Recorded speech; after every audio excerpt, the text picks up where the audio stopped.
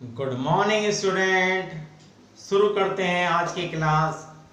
Subject बही खाता तथा लेखा शास्त्र और बही खाता तथा लेखा शास्त्र में आज का टॉपिक है ऋण पत्रों के शोधन के संबंध में लेखें।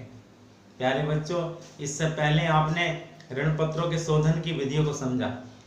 आज इस वीडियो में समझते हैं ऋण पत्रों के शोधन के संबंध में किस प्रकार जर्नल लेखे होते हैं। तो समझते हैं ऋण पत्रों के शोधन के संबंध में लेखें। प्यारे बच्चों, ऋण पत्रों के शोधन के संबंध में विधियों के अनुसार लेखे होते हैं और पहली विधि है एक मुफ्त भुगतान विधि। इस विधि में ऋण पत्रों का भुगतान या तो पूंजी में से किया जाता है और या लाभों में से किया जाता है। लेकिन कंपनी अधिनियम 2013 की धारा 71 के अनुसार अब पूंजी में से पूर्ण रूप से ऋण पत्रों का भुगतान नहीं किया जा सकता, तो इसलिए लाभों में से ऋण पत्रों का भुगतान किया जाता है। और कंपनी अधिनियम 2013 की धारा 71 तथा कंपनी के अंश तथा ऋण पत्र के नियम 2014 के नियम 1887 तथा सेबी के निर्देशानुसार जो ऋण पत्र निर्गमन किए हैं उस निर्गमन राशि का कम से कम 25% भाग ऋण पत्र शोधन कोष में हस्तांतरित करना अनिवार्य होगा। साथ ही जितनी ऋण पत्रों की राशि का भुगतान किया जा रहा है उस राशि का 15% विनियोग या बैंक में स्थायी जमा करना अनिवार्य होगा। लेकिन ये जो नियम है ये बैंकिंग संस्थाओं में, वित्तीय संस्थाओं में और LIC में, UTI में ये नियम लागू नहीं होगा। ये अपरिवर्तनीय ऋण पत्रों की दशा में लागू होगा। तो किस प्रकार जर्नल लेखे होंगे समझते हैं। सबसे पहले आप ऋण पत्रों के निर्गम की एंट्री कर लीजिए। और ऋण पत्रों के निर्गम की क्या एंट्री करते हैं, बैंक अकाउंट DR। और ऋण पत्रों का अगर निर्गमन डिस्काउंट पर हुआ है तो डिवेंचर डिस्काउंट भी डेबिट कर देंगे टू डिवेंचर्स।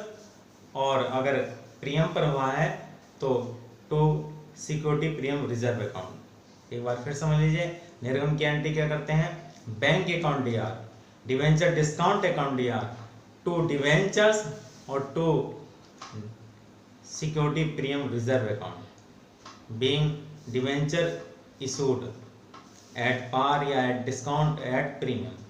अगर डिस्काउंट पर डिस्काउंट डेबिट कर देंगे, डिस्काउंट नहीं है, प्रीमियम पर है तो टू सिक्योरिटी प्रीमियम रिजर्व लिख देंगे। और अगर सममूल्य पर है तो केवल bank account DR to debentures. तो ये तो निर्गमन की एंट्री है। शोधन की क्या एंट्री होगी, तो शोधन करने से पहले जो 25% राशि है और जो 15% राशि का विनियोग करना है उसकी एंट्री आपको करनी होगी। और उसके संबंध में क्या एंट्री होगी, surplus in statement of profit and loss DR to debenture redemption reserve. या 25% जो निर्गमन राशि है उसका 25% इसमें ट्रांसफर कर देंगे। जितना निर्गमन का मूल्य है उस निर्गमन राशि का 25% इसमें ट्रांसफर कर दिया जाएगा, बीइंग अमाउंट ट्रांसफर्ड। उसके बाद ये जो 15% राशि जो आपको बैंक में जमा करनी है या विनियोग करनी है उसकी जो एंट्री होगी, debenture redemption investment DR to bank being amount invested. तो ये दो एंट्री करने के बाद अब आप क्या करेंगे, ऋण पत्रधारियों का भुगतान करेंगे। और ऋण पत्रधारियों का भुगतान करने से पहले इनकी राशि ड्यू करेंगे। और ड्यू की क्या एंट्री होगी, डिवेंचर्स अकाउंट डेबिट। और अगर ऋण पत्रधारियों का भुगतान प्रीमियम पर हो रहा है तो इसे शोधन प्रीमियम कहते हैं। तो debenture redemption premium account debit और करेंगे और टू डिवेंचर होल्डर। अगर प्रीमियम पर नहीं हो रहा है तो debenture account debit to debenture holder being amount due. और अगर रिडेम्पशन प्रीमियम है तो रिडेम्पशन प्रीमियम और डेबिट कर देंगे और एंट्री करेंगे debentures account debit redemption premium account debit to debenture holder being amount due. दूसरे भुगतान की एंट्री कर देंगे और भुगतान की क्या एंट्री होगी, debenture holder account DR to bank being final payment made. इसी प्रकार वार्षिक किस्तों में भुगतान विधि में भी एंट्री होंगी। इसमें भी सबसे पहले आप जो निर्गमन की राशि का 25% है उसको ऋण प्रशोधन कोष में हस्तांतरित की एंट्री करेंगे। उसके बाद जितना आप भुगतान करने जा रहे हैं उस राशि का 15% विनियोग की एंट्री करेंगे। और उसके बाद आप जो किस्तों में भुगतान कर रहे हैं उसकी एंट्री कर देंगे debenture account DR to bank, या पहले ड्यू की कर लेंगे बाद में उसके भुगतान की कर देंगे। ठीक। नंबर 3, खुले बाजार में क्रय विधि द्वारा।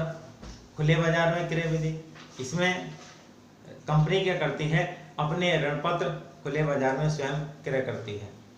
और इसके संबंध में क्या एंट्री होती है, on debenture account DR, on OWN, on debenture account DR to bank, और ऑन डिवेंचर परचेज। और इन जो ऋण पत्र इन्होंने स्वयं किए हैं उन ऋण पत्रों से जो ऋण पत्र हैं उनको क्या करते हैं, निरस्त कर देते हैं, और इस प्रकार ऋण पत्रों का शोधन हो जाता है। उसकी क्या संबंध में एंट्री होगी, डिवेंचर डीआर, जो डिवेंचर कंपनी के पास हैं, टू ऑन डिवेंचर, तो ये डिवेंचर आपके कैंसिल हो जाएंगे। इस प्रकार खुले बाजार में क्रय द्वारा ऋण पत्रों का शोधन हो जाएगा। नंबर 4, अंशों या नए ऋण पत्रों के परिवर्तन द्वारा शोधन। इसमें जो पुराने ऋण पत्र हैं उनको परिवर्तित कर दिया जाएगा नए मतलब अंशों में या नए ऋण पत्रों में। और इसके संबंध में क्या एंट्री करेंगे हम, डिवेंचर अकाउंट डीआर, जो पुराने डिवेंचर है, to share capital to security team reserve account, अगर टीएम पर निर्गमन हो रहा है। और अगर डिवेंचर के बदले में नए डिवेंचर इशू कर रहे हैं हम, तो जो ओल्ड डिवेंचर है, old debenture account DR to new debenture, और अगर सिक्योरिटी प्रीमियम है तो to security premium being debenture converted. इसके बाद पांचवी विधि है शोधन कोष विधि। और शोधन कोष विधि में किस प्रकार लेखे होते हैं, इसमें 3 विधियां हैं, संचय सिंगिंग फंड द्वारा, असंचय सिंगिंग फंड द्वारा, बीमा पॉलिसी द्वारा। संचय सिंगिंग फंड में किस प्रकार एंट्री होती है, सबसे पहले आप संचय फंड में राशि हस्तांतरित करेंगे, क्योंकि इस विधि में क्या होता है, कंपनी प्रत्येक वर्ष एक निश्चित राशि हर साल इस फंड में ट्रांसफर करती है, और फिर जो राशि है उसको राशि को प्रतिभूतियों में विनियोग कर देती है। तो उसके संबंध में जो एंट्री होती है वो surplus in statement of profit and loss DR to debenture sinking fund being amount transferred. और दूसरी एंट्री जो विनियोग की होगी वो क्या एंट्री होगी, debenture sinking fund investment account DR to bank being amount invested. अब अगले साल क्या होगा, ब्याज आपको प्राप्त होगा। संचय सिंगिंग फंड में क्या होता है, जो ब्याज की राशि होती है उसको भी, जो राशि हम हर साल निकालते हैं उसके साथ ब्याज की राशि भी हम विनियोग कर देते हैं। तो इसके संबंध में जो एंट्री होगी, bank account DR to interest on singing fund, और इस इंटरेस्ट को क्या करेंगे हम, बीइंग इंटरेस्ट रिसीव्ड, इस इंटरेस्ट को हम सिंकिंग फंड में हस्तांतरित कर देंगे। Interest on sinking fund account DR to sinking fund being interest transferred. इन दोनों एंट्री की एक भी एंट्री कर सकते हैं। क्या एंट्री कर सकते हैं, bank account DR to sinking fund being interest received and transferred. ये ब्याज की एंट्री हो गई। फिर हर साल वही एंट्री, जो राशि आपने निकाली है उसको सिंकिंग फंड में हस्तांतरित की, surplus in statement of profit and loss DR to sinking fund, और दूसरी sinking fund investment account DR to bank. ये प्रतिवर्ष एंट्रियां होती रहेंगी, और जब अवधि पूरी हो जाएगी या इन्वेस्टमेंट बेच दिए जाएंगे उस वर्ष जो एंट्री होंगी तो सबसे पहले इन्वेस्टमेंट बेचने की एंट्री होगी, या अवधि पूरी होने पर जो इन्वेस्टमेंट की राशि वो प्राप्त होने की एंट्री होगी। और वो क्या एंट्री होगी? बैंक अकाउंट यार to sinking fund investment being amount received. और ये जो राशि आपको प्राप्त हुई है, इस राशि से ऋण पत्रधारियों को भुगतान कर दिया जाएगा। और ऋण पत्रधारियों भुगतान की क्या एंट्री होगी? Debenture account DR to debenture holder और debenture holder account DR to bank. ये एंट्री ऋण पत्रधारियों के भुगतान की होगी। अब जो सिंकिंग फंड की राशि है, उस राशि को हम क्या करेंगे? सामान्य संचय में हस्तांतरित कर देंगे।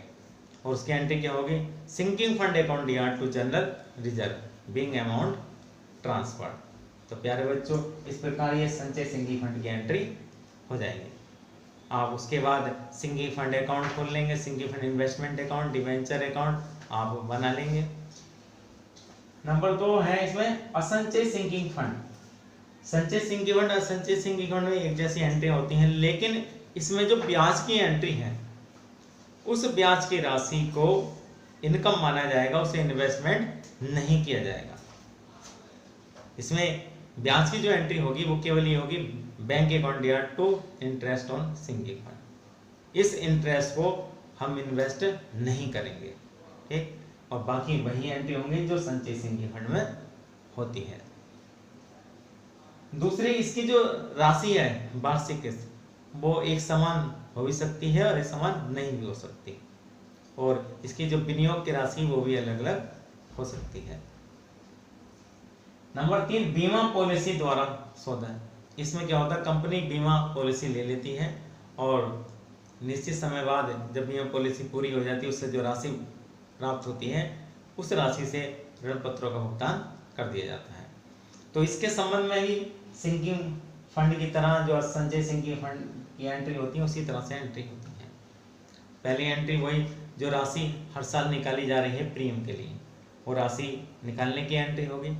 Surplus in statement of profit and loss DR to sinking fund या डिवेंचर रिडेम्पशन फंड लिख सकते हैं, बीइंग अमाउंट ट्रांसफर। फिर जो इन्वेस्टमेंट की आप एंट्री करते हैं, उसके स्थान पर क्या करेंगे? Sinking fund insurance policy account DR या debenture redemption fund insurance policy account DR to bank. ये जो प्रीमियम आप निकाल रहे हैं, उसको प्रीमियम जमा करने की एंट्री हो जाएगी। और इसके बाद जब अवधि पूरी हो जाएगी और अवधि पूरी होने के बाद जो राशि आपको प्राप्त होगी, उसकी एंट्री आप क्या करेंगे? उसकी entry bank account DR to sinking fund insurance policy account, ये राशि प्राप्त होने की एंट्री हो जाएगी। और उसके बाद ये राशि प्राप्त कर ली जाएगी, इंश्योरेंस की राशि। जो इंश्योरेंस पॉलिसी पूरी हुई है, उस पॉलिसी की राशि आपको प्राप्त हो जाएगी और इस राशि से ऋण पत्रधारियों का भुगतान कर दिया जाएगा। और ऋण पत्रधारी को भुगतान की क्या एंट्री होगी? Debenture account DR to debenture holder और debenture holder account DR to bank. इस प्रकार ये बीमा पॉलिसी द्वारा शोधन हो जाएगा। अब जो सिंकिंग फंड की राशि है, उस राशि को हम क्या करेंगे? सामान्य संचय में हस्तांतरित कर देंगे, sinking fund account DR to general reserve. तो प्यारे बच्चों, इस प्रकार आज आपको ये ऋण पत्रों के शोधन के संबंध में विभिन्न विधियों में किस प्रकार लेखे होते हैं समझ में आ गए होंगे। धन्यवाद।